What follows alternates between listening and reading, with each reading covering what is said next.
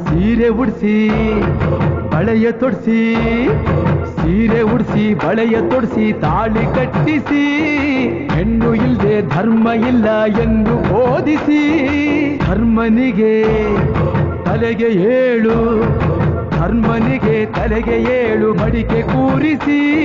ಕೈಗೆ ಕತ್ತಿ ಕೊಟ್ಟು ಕರಗ ಶಕ್ತಿ ತೋರಿಸಿ ನನ್ನನ್ನು ಶಂಕಿಸಿದರೆ ನನ್ನನ್ನು ಶಂಕಿಸಿದರೆ ಪ್ರಳಯ ಎಂದಳಮ್ಮ ನನಗೆ ನಡೆದುಕೊಂಡ್ರೆ